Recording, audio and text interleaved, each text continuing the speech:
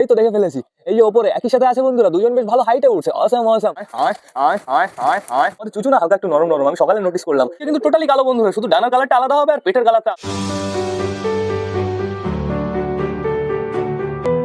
নমস্কার বন্ধুরা, দিনের শুরুতে নতুন একটা ভ্লগে সকলকে জানাই আরো একবার স্বাগতম আমার চ্যানেলে। তো কেমন আছো তোমরা সবাই? আশা করি সবাই ভালো আছো গাইস। তো আমি চলে এসেছি, এখন বেজে গেছে সকাল 8:30। বন্ধুরা 8:30 বেজে গেছে, এখনো পারফেক্ট ভাবে রোদ ওঠেনি, কেমন যেন ওয়েদারটা টোটালি কালো কালো। সকাল সকাল উপরে এসে টোটালি পায়রার ঘর পরিষ্কার করে ফেলেছি, ছাদ পরিষ্কার করে ফেলেছি, প্লাস দুটো পায়রা উড়িয়েছি। দুটো তো না, তিনটে পায়রা উড়িয়েছিলাম, তার ভেতরে একটা পায়রা নেমে গেছে। কে কে উড়ছে আমি তোমাদের দেখিয়ে দিচ্ছি। এই দুজন হচ্ছে আমাদের সুলতান আর সুলতানের বেবি, কিন্তু কোথায় ওরা আগে আমার খুঁজতে হবে। এই তো দেখে ফেলেছি, এই যে ওপরে একই সাথে আছে বন্ধুরা, দুজন বেশ ভালো হাইটে উঠছে। Awesome awesome. এরা উঠছে 30 মিনিট মতন হয়ে গেছে, আশা করি 40-45 মিনিট মতন উড়ে এরা নিচে নেমে যাবে।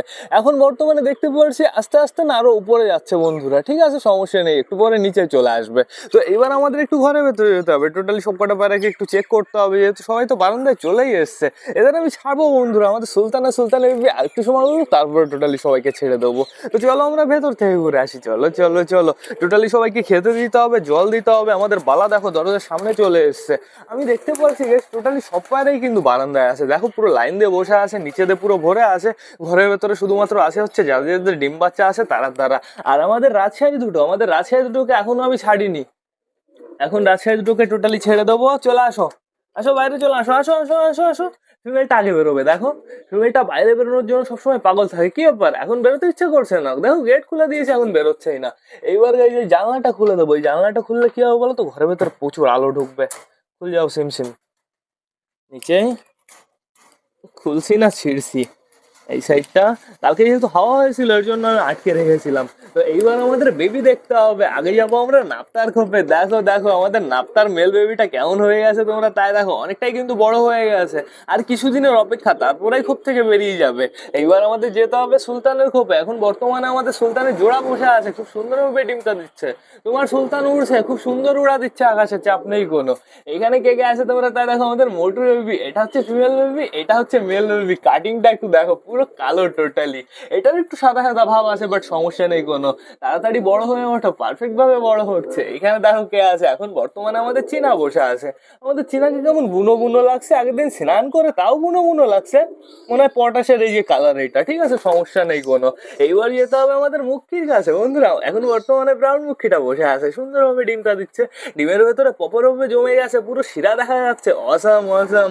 এইবার দেখবো আমাদের নাপ্তার ফিমেল বাচ্চা। দেখো দেখো গাইজ, কি খবর? কালারটা ঠিকঠাকই হয়েছে গাইস, নিচের দিকে কেমন যেন একটু কালো হয়েছে, কালপেটিয়া হয়েছে। দেখো কালপেটিয়া হয়েছে, পুরো নিচের পেটিটুকু টোটালি কালো।